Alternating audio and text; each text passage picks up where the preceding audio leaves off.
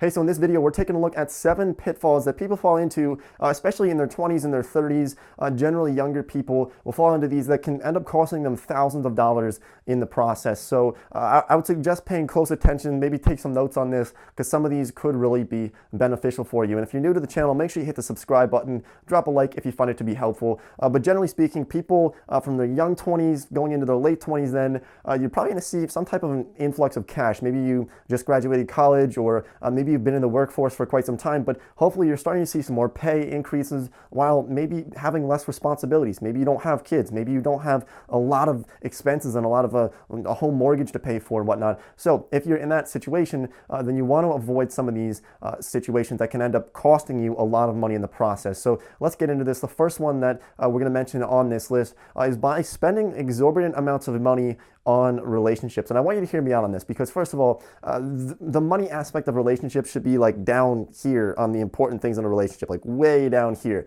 But if you're going to try to spend money to impress somebody, especially if you're on a lower income and you're trying to take them on like $300 dinner dates and $1,000 weekend trips and buy them jewelry and everything, if you're going to try to do that and it's not sustainable, you're kind of creating a false image of yourself, and that's probably not a good look for the long run.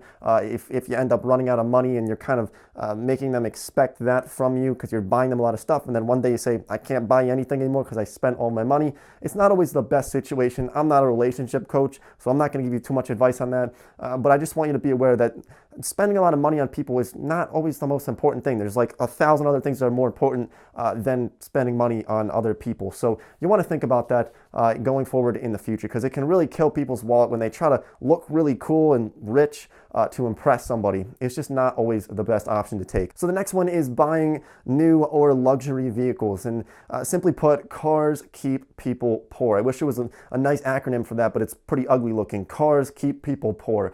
The average cost of owning and operating a vehicle, according to the Bureau of Labor Statistics, is about $9,000 per year. You heard me right, I said $9,000 per year. I'll leave a link to that study down below. I was really taken aback by that, seeing how much money it really costs to own and operate a vehicle per year. So buying a new car, buying a luxury car when you're in your 20s is not a good move for the majority of people. And that's because cars are depreciating assets. They're losing value every year. If you're buying a new one, say you buy a new car from a dealership and you want to return it a week later, sell it back to the dealership, you're going to get offered at least a couple of $1,000s less on that vehicle, possibly even more, just because you bought it, it's in your name, and you're selling it back to the dealership. They're not going to give you a lot of money for it, and you instantly lose money. So I would suggest buying vehicles that are at least a couple years old, maybe fresh off a lease or maybe 2 leases, but something that is going to be more bang for your buck. And if you can avoid owning and operating a vehicle, then maybe consider doing that. If you live in a big city, you have a lot of public transportation, or you have no need to really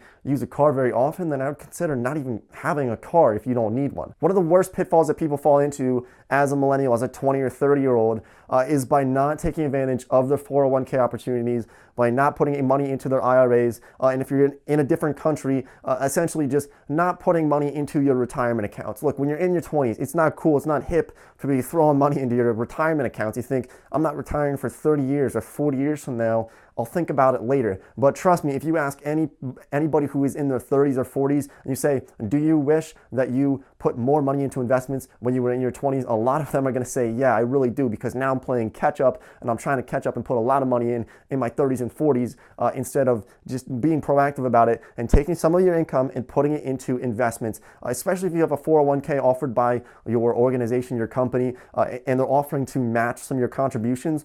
I would personally take full advantage of that. I'm not a financial advisor, so you can do what you want, but I would personally take full advantage of that, because that is quite literally free money if they're matching your inputs and your contributions into your 401k. I would definitely consider taking advantage of IRAs, Roth IRAs, and just putting more money into your retirement accounts.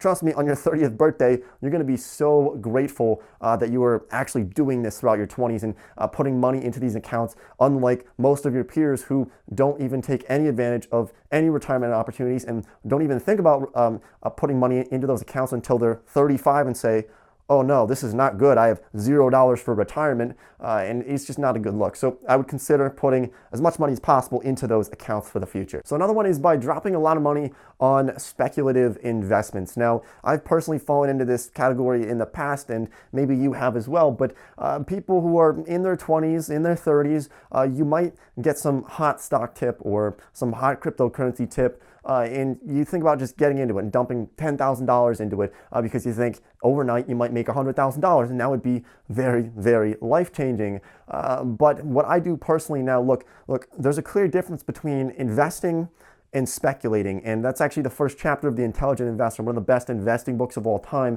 It's important to ask yourself, am I investing or am I gambling on this? And you need to understand your reasoning for getting into any of these particular investments. We just talked about the importance of investing, but you want to make sure that you're doing it right and you're actually limiting risk and increasing potential reward. That's what investing is all about. So make sure you're going about that. What I personally do, if I find myself potentially getting into some type of investment on a whim, I'll take out a piece of paper, a pen, write down the pros, the cons, the risks, the rewards, and why I'm actually trying to get into this other than just trying to get rich, especially get rich quick. You want to be careful of that. Sometimes there can actually be some good deals. Sometimes you can actually get a nice stock tip that could actually work out pretty well, but you need to understand why you're getting into it. And if you can list a lot of reasons and a lot of the cons behind it and understand the risks and rewards, then maybe it is something that you could consider getting into. But I just want to caution you on that because I've seen people lose a lot of money. Some of my friends from high school, from college, they'll call me or they'll text me and say, Nate, I got this really nice stock tip or these binary options. I think this certain thing is going to really skyrocket in the next week because somebody told me on the internet. Just be careful with it. Take some time to digest it and understand it before you jump into it too quickly and potentially lose a lot of money. Now, another trap that people are falling into are these no money down plans. And this might seem so subtle and so innocent at first with these no money down for a mattress. You only have to pay $40 a month for the next 5 years for this $4,000 mattress. But what happens here, the issue with this is that, first of all, you're paying probably 10% APR or higher on a lot of these small loans, but they really do add up, especially when you get baited into a bunch of different no money down plans. So you got a new mattress, $40 a month. You get a new dishwasher, $25 a month. You get a laptop and you get that on $0 down for the next 3 years. You're paying it off $30 a month. And then you get the iPhone and you end up having like 6 or 7 or 8 of these different bills that might seem small, like $40 a month or less, but they can really add up and start to pinch your wallet. You're getting a couple $100s a month that you owe to all these different organizations, and you're probably paying a pretty decent amount of interest on that. So what I would consider doing, look, just buy it in cash. And if you can't afford a really nice mattress, then maybe you just should get a less expensive mattress instead of getting that really expensive one that you can get for $30 a month or $40 a month. And as Clark Kegley has said in the past that I heard in one of his videos, he said, look, if you can't afford to buy 10 of an item, maybe consider not buying one of that item. It's a good kind of rule to live by so that you end up not spending too much money on something that maybe you can't afford. Okay, so number 2 is something that we would call 30,000daires. People who are trying to look like 30,000daires. And this is something that I've heard from Marco from Whiteboard Finance say, so that's really his term, but 30,000daires are essentially people who are making, say, less than $100,000 per year, but they're walking into a bar, trying to buy out the bar, buy drinks all around for everybody, spending a lot of money when they go out, essentially trying to look rich, trying to look like they have a lot of money, a lot more money than they have at the moment. Maybe they're buying a Gucci jacket for $4,000 or a Gucci hat for $1,200. And they're spending a lot of money to look rich. And now there is this idea of faking it until you make it, and that actually does hold true to an extent. But instead of buying out a bar, maybe think about other ways to fake it till you become it. For example, buying a nice suit, buying a nice watch, getting nice shoes, getting a nice haircut, taking care of yourself, and being formal and professional can have a much greater effect than going to a bar, getting really drunk and spending a lot of money on people. And while alcohol might be fun and it's a social lubricant, it's also a big lubricant on your wallet, and you end up spending a lot more money on that. So think about ways to kind of cut back on that potentially.